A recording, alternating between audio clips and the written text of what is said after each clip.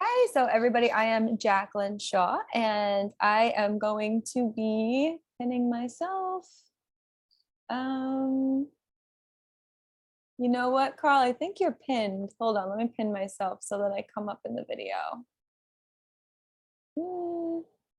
Okay, let's try that. All right, cool.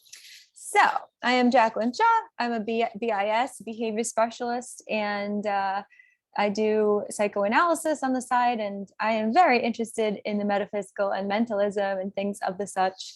And I've been noticing this trend in America and across the world, actually, of looking at things in a way that's super positive, and devoid of any realism, devoid of any negativity.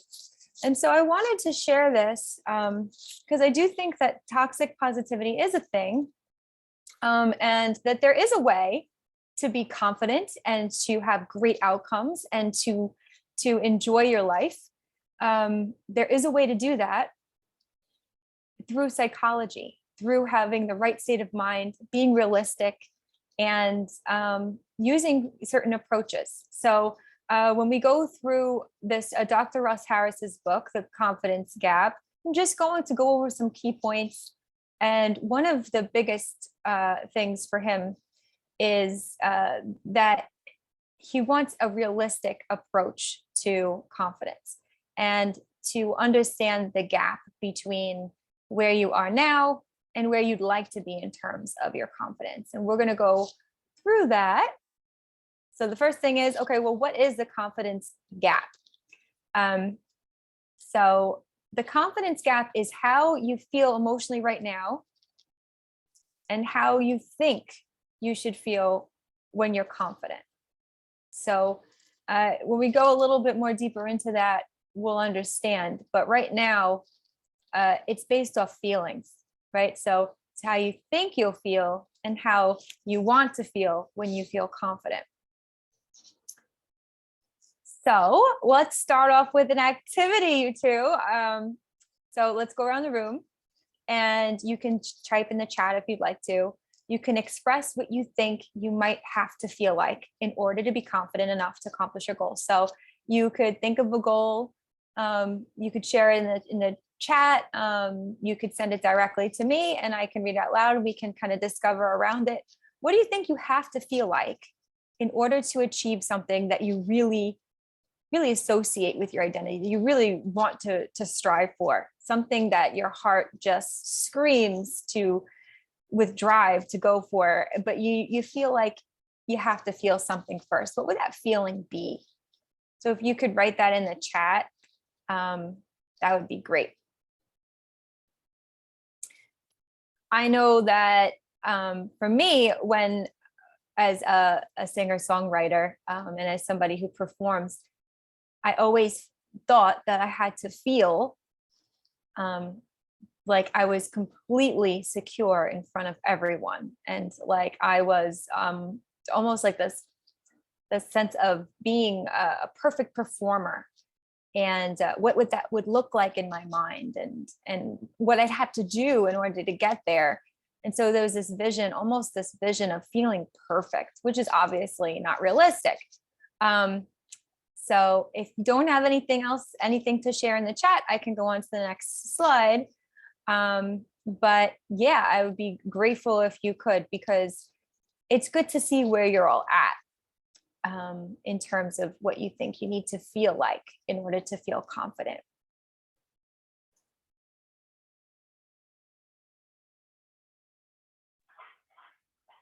I could just talk about it. Okay, cool. So what do you feel like? What do you think you have to feel like in order to be confident? That I don't have doubts in my abilities to accomplish it, which is not the same as not having fear, because I'm going to be taking my level 3 snowboard instructor examination. So, there's going to be some warranted fear as far as going down a steep tree run or something, but not being afraid to teach a segment or to discuss things that I know, or going through teaching concepts and such, if that all makes sense. Awesome. And so how is doubt related to your fear? Doubt is being there with a bunch of my peers, some of whom are better teachers than I am, or they're better snowboarders than I am, or both, and still being able to give them something different or something new to work on that they haven't previously thought of, something that I can do to help make them a better rider, even though they're already better than me. Yeah. Thank you for sharing. So when you imagine yourself being able to teach and removing that doubt, what would the feeling be for you?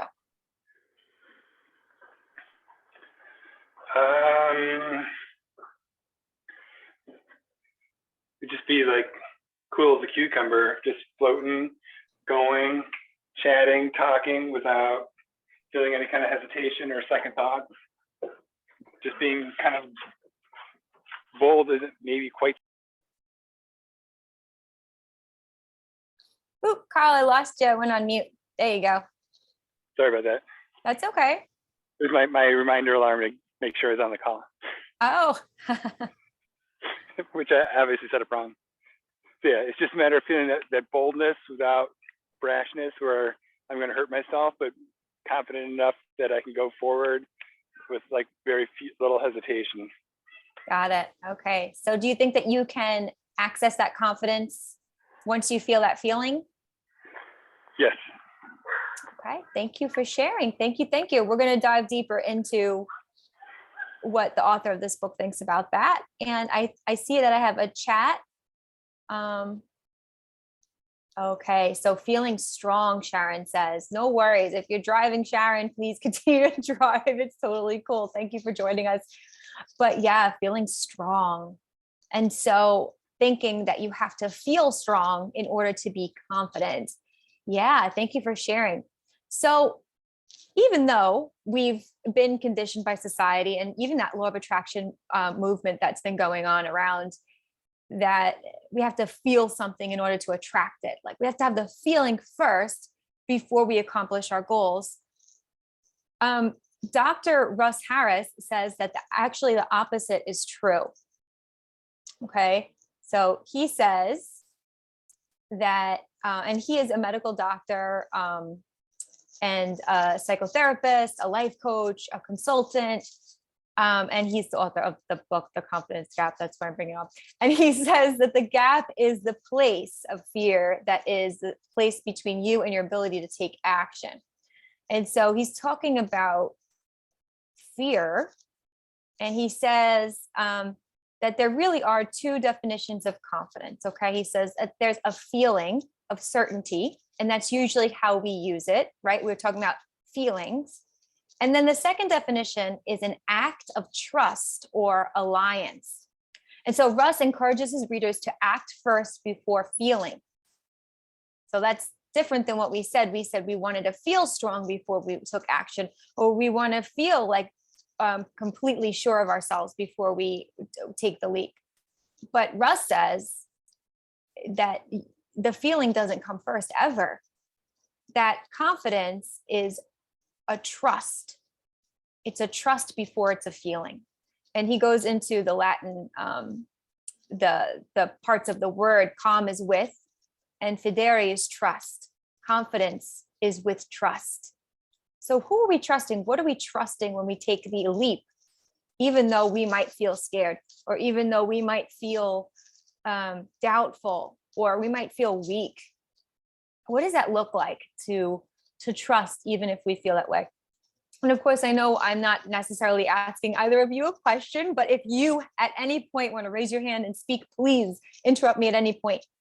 So according to Russ, the golden rule is the action of confidence comes first and the feelings of confidence come later. So we must practice and perform in an act of trust and alliance in order to feel confidence. Without practice, the feelings of confidence get rusty. And so I remember when I was younger and I was in school, I was valedictorian of my class, but then there were like two grades. There were two, like every grade had two classes. And I was in one class, and then there was a valedictorian of the other class. And she said, and like we were always competing our grades, and yeah, we were nerds, but she she said that she talked about confidence with me, and she said she feels more confident with her grades because she's always practicing at it. She's always studying. She said practice makes perfect. There goes that perfect idea that I have, right? But she said that practice is where she gets her confidence from. Even though she never really felt confident with her grades, she had to keep doing the homework. She had to keep showing up. She had to keep studying. And it wasn't just naturally, we'd look at her and say, oh my gosh, she's just so brilliant.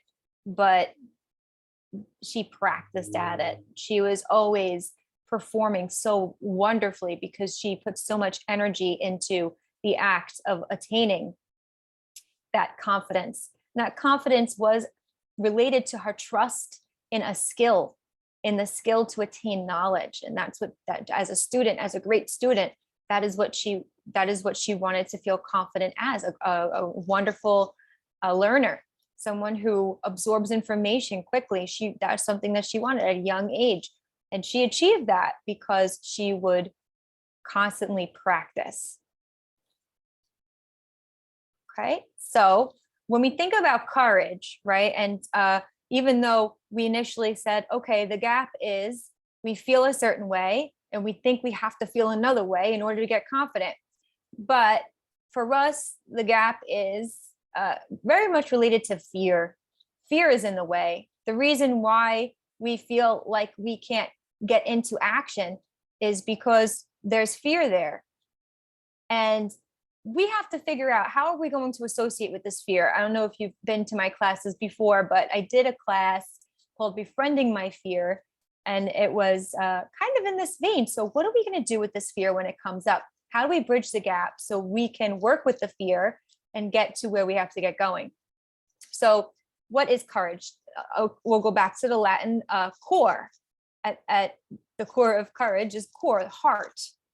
And doing what it is in our heart and according to values in the face of uncomfortable emotions like fear. So courage is not the absence of fear, but doing what we must in the presence of fear. And so let's just kind of sit with that. Okay, so I might feel doubtful, or I might feel weak, and I still have to do it. I still have to go towards my goal. Yes, Russ is saying yes, to learn how to exist with that feeling. But how do you exist with that feeling when it's crippling, right? So he talks about two different modes of thinking. You have avoidance, which is we get rid of an uncomfortable feeling and thought. I'm just gonna fix that because that is not a 3. Yeah, so we want to just get rid of it, or we want to avoid feeling it. Like, say you go outside all the time and there's a bully on your block and you're not able to ride your bike, and you don't ride your bike anymore, even though like you live for riding your bike, you love riding your bike, but you're avoiding the feeling of being uncomfortable. And then the other mode of thinking is expansion. So you either avoid or you expand. So when we expand, we make space for those uncomfortable feelings and thoughts. And this minimizes the negative impact that these emotions have on us. So instead of the emotion taking over us, we become bigger than the emotion. And once we're able to hold uncomfortable emotion in bulk, we can move through it, which is so admirable when you see it. I think something that I was just playing Janet Jackson on the way in, and I was just like in awe of her. And I think that sometimes we become in awe of people who have a lot of adversity in their lives and they overcome it and they still shine. And they might have so many negative feelings and thoughts and emotions that come through, but they're able to hold it and hold themselves and then work through it and move through it. And it's just so tremendous to see that type of expansion. So how do we do it? How do we make space for uncomfortable feelings and thoughts? Yeah, thanks, Sharon. Yeah, I love the idea of turning it into expansion as well. So think of the word name. All right, so Russ comes up with this acronym. He has a lot of acronyms. I'm going to go over like a couple more acronyms in this book. The first one is NAME.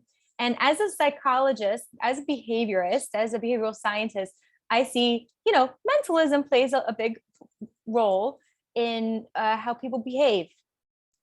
Even though some behaviorists don't like to admit that people have feelings. Radical behaviorism does. But in any case, always talking about feelings, because feelings could be a great motivator, or it could be a way that we feel stifled in our action. And it's very much connected to the way we act. And so there's something called emotional regulation, but the way that he deals with it and works through it is NAME. And this is kind of like what I do in my sessions as well. So what you do is you notice the feeling, you locate it. All right, so I have a headache. I have a little bit of a headache right now. And I'm going to say that I'm going to call it excitement.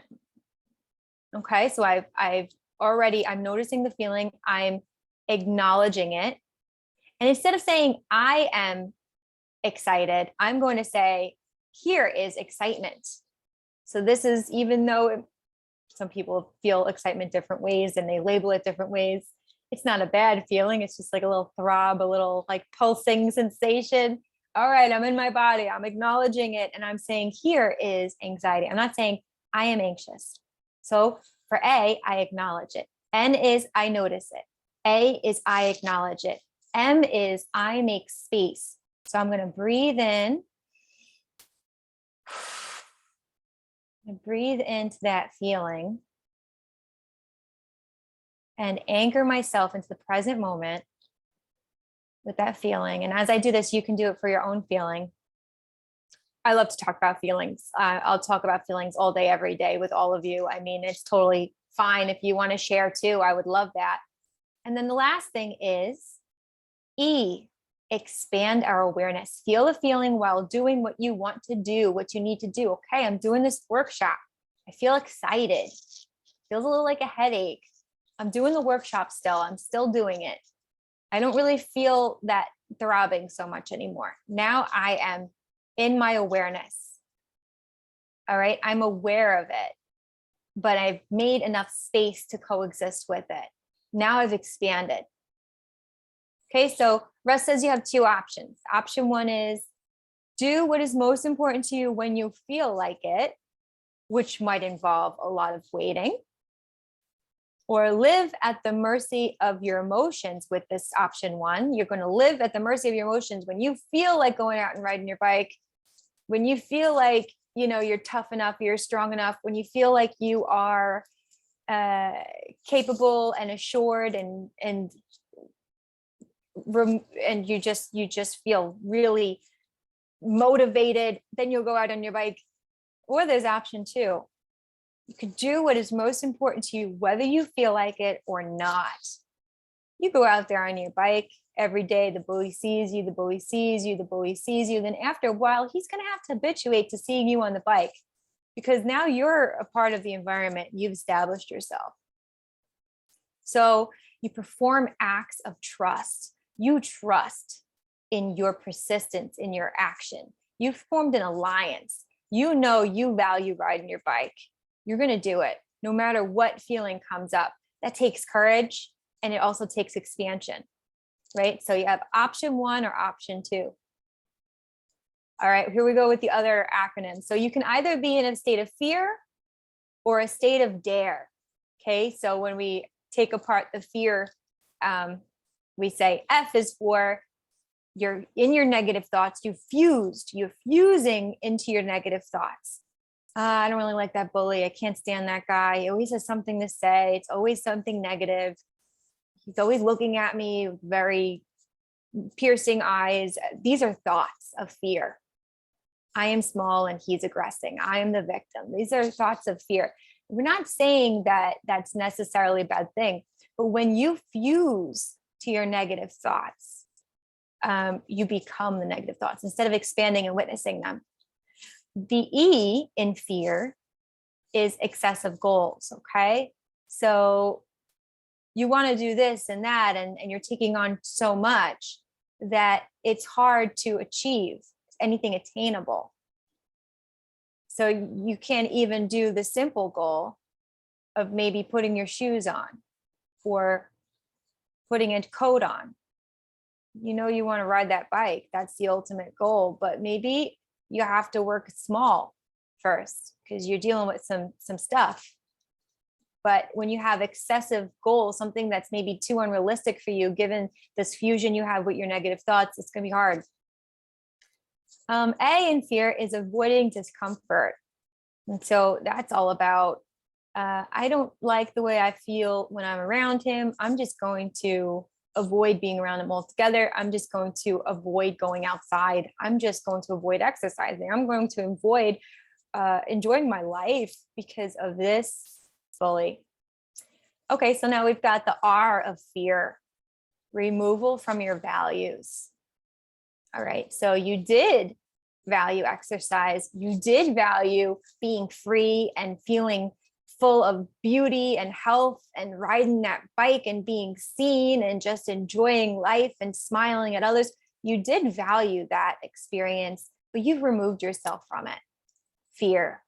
So we have fusion to negative thoughts, excessive goals, avoiding discomfort, and removal from your values. So instead of fearing, we are being called to dare. Russ talks about dare as diffusing your thoughts. Diffusing your thoughts. What does that mean?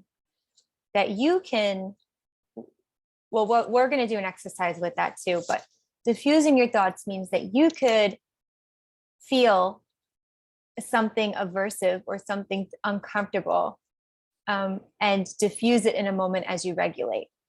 You can do it via name, and you can do it through other techniques as well. He offers a lot of CBT and acceptance, commitment therapy approaches in his book. The A of dare is you accept your discomfort. All growth occurs here. We're going to say to ourselves, oh, hey, Jacqueline, how are you doing? I'm good. Everything's great. If I gloss over the fact that maybe I feel a little uneasy in my stomach, I'm ignoring a huge signal that's coming from my body. And I'm ignoring an opportunity to grow.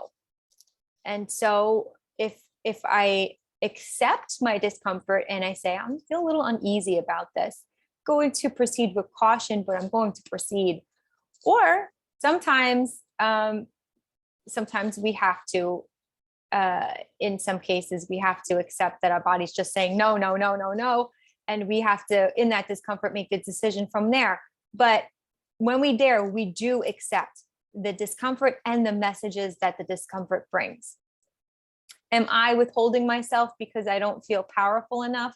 Or am I withholding myself because there's a sincere threat to my life? We have to discern that as we accept the discomfort. The R in dare is realistic goals. What is realistic for you? I mean, we might all want to be, millionaires. I don't know if I do, but a lot of people might want to be millionaires. They might think that that's like really important. But is that realistic? What's realistic? What can you do right now to make money? Let's see what's accessible, what's probable, what opportunities are right here, right now in order to make some coin. Let's be realistic. Embrace. So you want to embrace your values as fuel to persist discomfort. So when you're in that gap between where you are, your actions, and where you want to be with your actions, where you are and what you've committed to, and where you want to be with what you've committed to. The thing that's going to get you there is that fuel, and that fuel is what you value.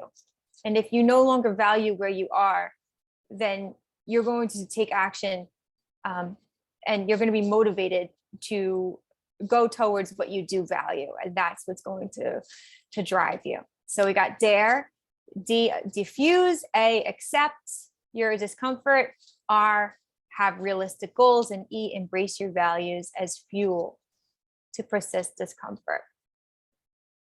All right, so let's get into the diffuse part of this. And when we diffuse a feeling, how do we diffuse negative thoughts and fears? Okay. And it doesn't necessarily have to be a feeling. It could be a thought. It could be a repetitive thought that's just uncomfortable. So how do we diffuse negative thoughts and fears? So the current self-help world tells us to get rid of all your negative thoughts. That's not cool. That's not cool, because your negative thoughts are there for a reason. You are an intellect. You are someone who notices things. You are someone who can create out of things that are dysfunctional. You are somebody who can transform things if you look at them closely. So you can't pretend that those things that are very real are not there. That's just not healthy.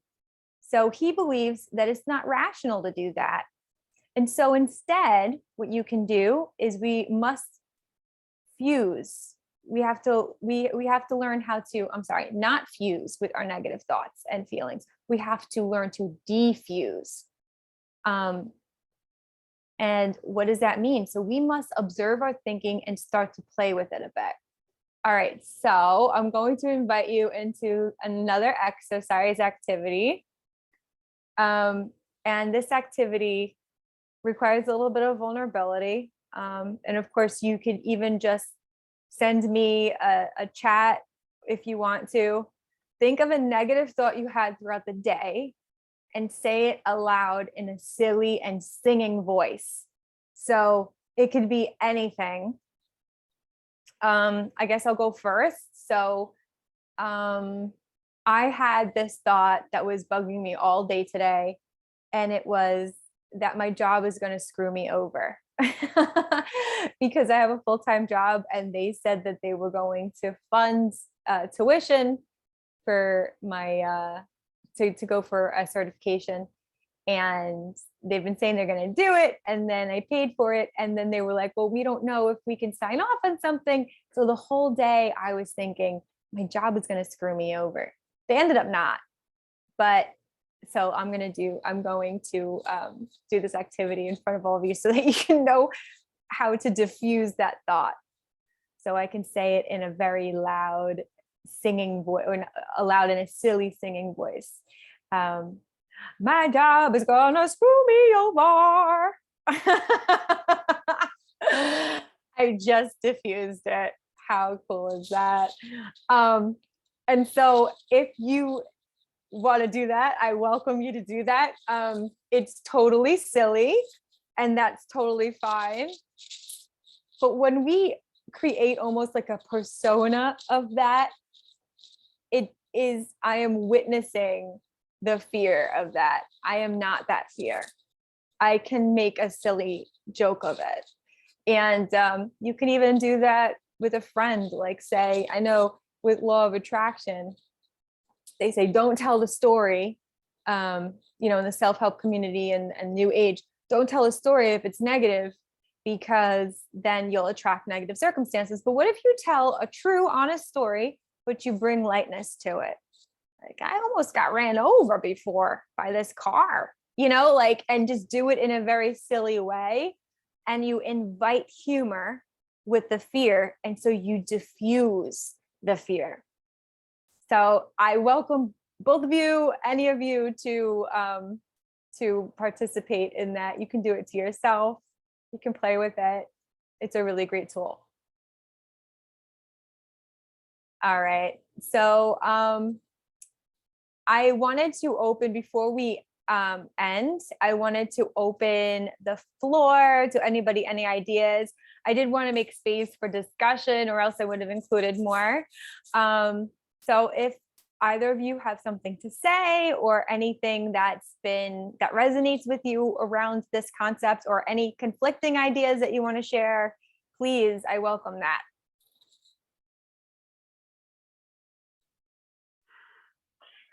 I'm rethinking and thinking about that. Just do it without prep or just leaping into it. I think starting the process to go into something new and different or challenging, but to leap both feet into the deep end of the pool when there's sharks. Yeah. That Yeah. I'm pondering, because like I was going to do some crazy snowboard move. It's like there's usually like a process of building up to do executing like a 360 onto a rail and a pretzel off. So it wouldn't be something where it's like, oh, I'm just going to go and do that. It's like build up to it. But I think just that whole like, okay, just even starting to begin the process to build up to it is kind of that, just get out and do it. Yeah. And also that reminds me of the dare and fear, where you have either an excessive goal or a realistic goal. And it seems like you want to take that realistic route. Yes. Yeah. Very cool. Very cool. Awesome. I'm glad that you're having these thoughts about doing these things. And when you say sharks, what do you mean by sharks? Are you talking about like people who are really great at snowboarding, or bullies? Like what kind of sharks? Well, sticking with the snowboarding theme, like smashing into the railing because you don't go onto it right and hurting yourself. Yeah. Yeah. So being realistic, and what's something that you value that you could bring to that? So instead of going extreme, you're faced with this. What do you value in that circumstance? Trusting in yourself and knowing that you can build up to achieve your goal. Yeah. That feels so wholesome. Like when I hear that, I just feel wholesome. That sounds really, really good. Yeah. Yeah, it's thoroughly resonating, like up and down the spine, feeling strong. Yeah. Awesome. Good. And that's what this was, this workshop was meant for, that to just remind you about, fear exists. And I think a lot of people that I know are like waiting. They're sitting on their hands and they're waiting for the fear to leave before they take the leap. But taking those small steps, it is realistic, but you're still working through your fear or your discomfort and learning how to practice despite it, and building your confidence so that after a while you might not feel it as much anymore. Right? Exactly. Yeah. And so in this particular situation, Carl, what would you define success as for you? Even just doing the building blocks without feeling the fear, and then just knowing once I have it, I own all the different pieces, I can put it together without fear. I can just feel through the experience without doubt, so that I don't freeze up. It's like I know I own each different piece, and I can go through and put it all together and execute it as a complete unit. Yeah. So mastering the smaller pieces. Yes. Yeah. Really great. Awesome. Okay. So, Sharon, did you have anything to say before we end? I know you're driving. I don't want to distract you, but I'm so glad that you're here and that you're participating. I'm just gonna hop on and talk just because typing isn't safe, but I absolutely love learning this information, because I definitely have delved into the other side of this, where it is a lot about law of attraction, and bringing stuff to you. So like learning this point of view is very amazing. I love the contrast of the two. And I'm just going to allow that to sit with me for a while, because it's like learning this really felt very interesting and like a great tool, actually. Oh, that's awesome. Yeah. And to think of it as a new tool, it really, it just shows that you're ready and willing to see how you can use it in life, and apply it, which is great. Yeah, because imagine if we are ready and willing to feel uncomfortable, we end up embracing those parts of ourselves that feel that way, and expanding, right? Right. Absolutely. And, through experiencing disappointment, it's like, it's really I always say that it's the fuel to tweak, to find more surprise in life. So it's like, I love these tips to turn that into something beautiful. Yeah. Yeah, that's awesome. Exactly. If you have, I'm sure it is surprising, right? To get this negative information Yes, when yes. you've been dealing with the law of attraction stuff. Yeah. Yeah, So and cool. I love that because there's so much knowledge for us all to gain and to use in our lives in these different ways. So I just thank you for sharing this. It's great. Oh, you're so welcome. Thank you for coming. It was so great to have both of you. And I'm going to end with this last slide about evaluate your idea of success. So when we think of success, what does it mean to us? So success means something different to everybody. And when you have instant success, when you think about your values and how you feel right now.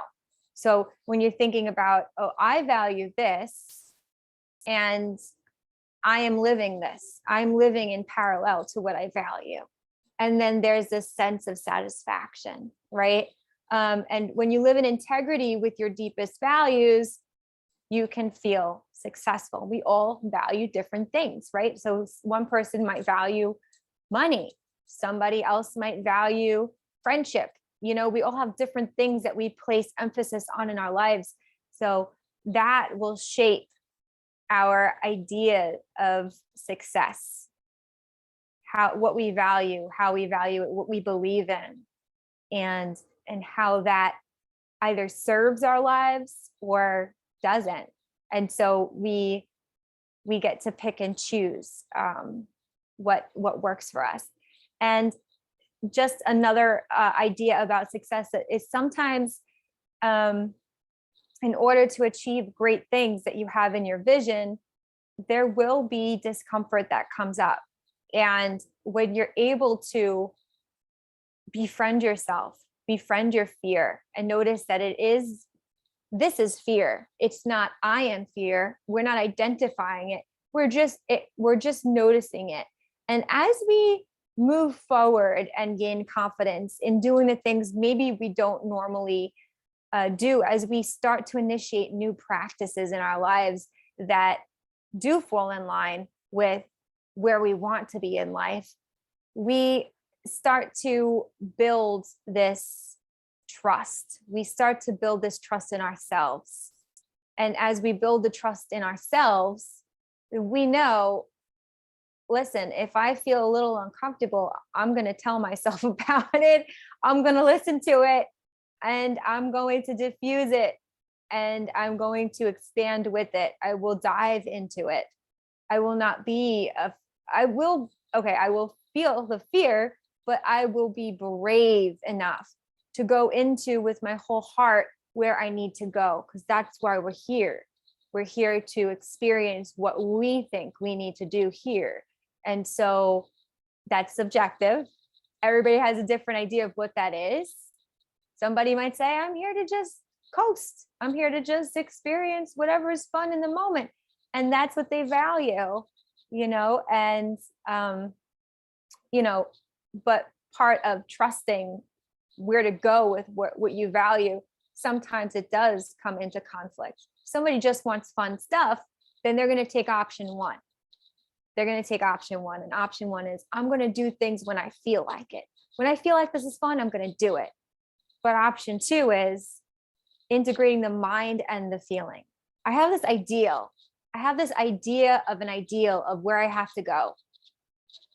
And sometimes I don't feel like it, but I'm going to do it anyway, because I'm going to expand into the discomfort, and I'm going to become a better version of who I am, and I'll close the gap that way.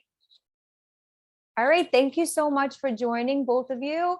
And I will be posting this in Patreon. So if you are a Patreon, you get this and access to Silva Method brain training and the War on Our Psyche, that whole workshop. There's so many videos and podcasts in there. There's like hundreds already that you have access to if you want to join Patreon. Thank you so much for coming. And I'm so glad to connect with all of you, both of you. Thank you, Jacqueline. You're so welcome. Thank you, Carl, for coming. Thank you, Sharon. And I hope you have a great day and found this information useful. I'll talk to you soon. All right. Bye.